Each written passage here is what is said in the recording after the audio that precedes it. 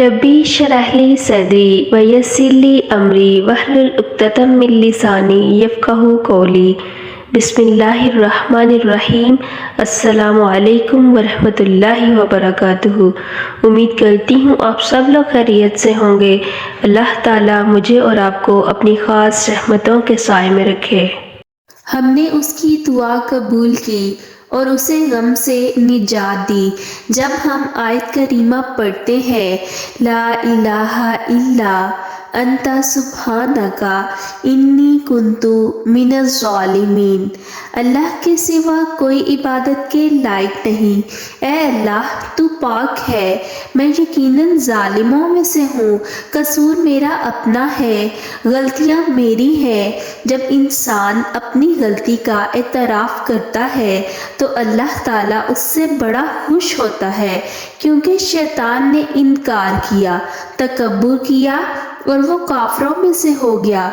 तो जब इंसान अल्लाह के हुक्म से इनकार करता है और तकब्बुर करता है कि मैं बड़ी चीज़ हूँ और हुक्म नहीं मानता, तो नाराज़गी आती है अल्लाह की तरफ से।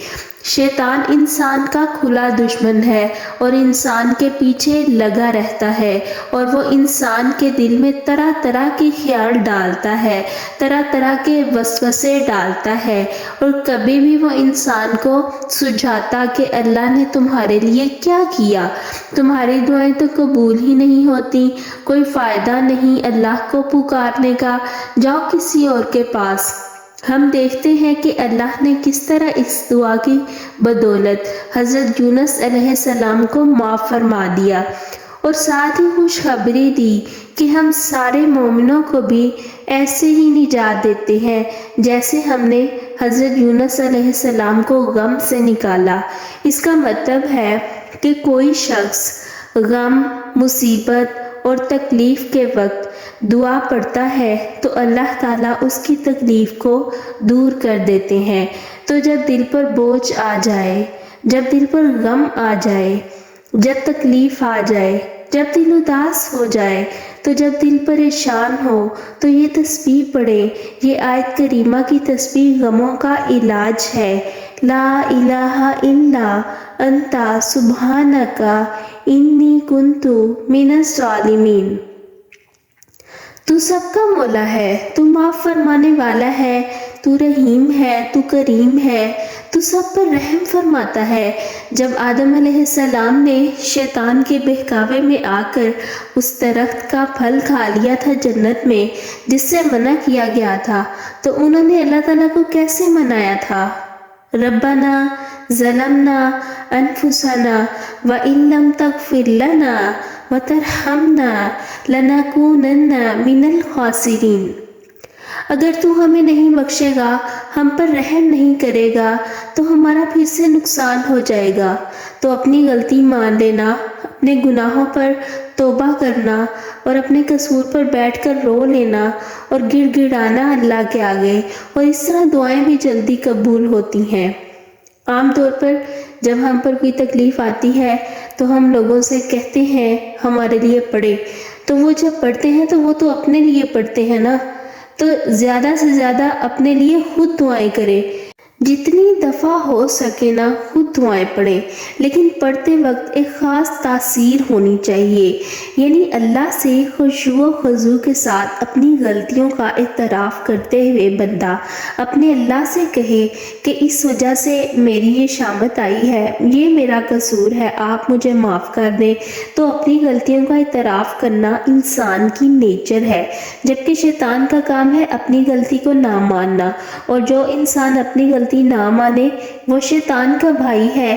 अब हम दूसरों को तो नहीं इतना आमादा कर सकते, लेकिन हम खुद अपने गमों से निकलने के लिए तो ये वजीफ़ा कर सकते हैं ना, और करते रहना चाहिए। गम का इलाज है ये दुआ, कसरत से पढ़ें, और जो अल्लाह को कसरत से पुकारता रहता है अल्लाह उसके दिल को इत्मीनान दे देता है। लेकिन हम अक्सर ये भूल जाते हैं कि अल्लाह के ज़िक्र में इत्मीनान है, और हमें चाहिए कि अल्लाह की हम्दो सना बयान करते रहें और कसरत से उसे याद करते रहें और तौहीद का इकरार करते रहें। اس دعا کے بارے میں ہمارے پیارے نبی حضرت محمد صلی اللہ علیہ وآلہ وسلم نے فرمایا، یہ دعا لا الہ الا انت سبحانک انی کنت من الظالمین، جب بھی کوئی مسلمان اپنے معاملات کے بارے میں اپنے رب سے یہ دعا کرتا ہے تو اس کی دعا ضرور قبول ہوگی۔ یعنی آپ کے پاس اگر کوئی اور بھی حاجت ہے تو جتنا آپ کے پاس ٹائم ہے، 1 دفعہ 2 دفعہ 5 دفعہ یہ تسبیح آیت کریمہ کی تسبیح پڑھتے رہیں اور پھر اپنے لیے دعا کرتے رہیں تو انشاءاللہ اللہ ضرور دعا قبول کرے گا۔ کوئی کاروبار کا مسئلہ ہے یا کوئی اور پریشانی ہے تو دعا کریں، اپنے لیے بھی اور دوسروں کے لیے بھی۔ رسول اللہ صلی اللہ علیہ وآلہ وسلم نے فرمایا کہ کیا میں تمہیں ایسی چیز نہ بتا دوں کہ تم میں سے جب کوئی پریشان ہو اور دنیا کی آزمائشوں میں سے کوئی آزمائش آ جائے تو وہ کثرت سے یہ آیت کریمہ پڑھے تو اللہ اسے تمام غموں سے نجات دے گا۔ اس دعا کو دعائے کرب بھی کہا جاتا ہے، یعنی مصیبت اور تکلیف کے وقت پڑھنے والی دعا۔ اس دعا میں 4 چیزوں کو وسیلہ بنایا گیا ہے۔ پہلی، توحید کو، اللہ کے سوا کوئی شریک نہیں۔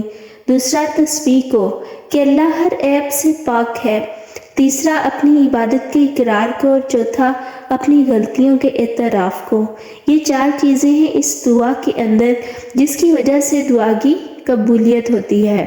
جب انسان توحید کا اقرار کرتا ہے مطلب یہ ہوتا ہے کہ یا اللہ میں کچھ نہیں ہوں، اصل میں تو تیرا نام ہے، اصل میں تو سب تو کرنے والا ہے، شفا تو دیتا ہے، دکھی لوگوں کے دکھ تو دور کرتا ہے، بھوکوں کو کھانا تو کھلاتا ہے، یعنی سب کچھ تو ہی کرتا ہے، زمین و آسمان کا نظام تیرے ہاتھ میں ہے، ہر چیز تیرے قبضہ قدرت میں ہے۔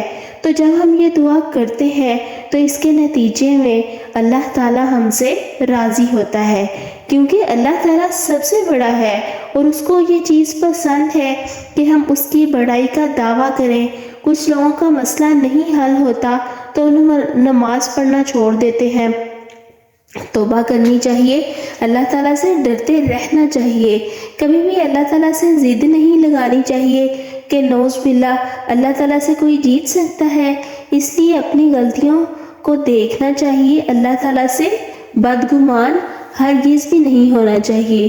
بعض اوقات انسان کسی ایسے مسئلے میں ہوتا ہے، جیسے کسی لڑکی کی شادی ہوئی، اس کو سسرال والے پسند نہیں، یا کسی اور شہر میں کسی کی ٹرانسفر ہو گئی جاب کی، تو ان سب مسئلوں سے نکلنے کے لیے اللہ تعالیٰ نے یہ دعائیں سکھائی ہیں۔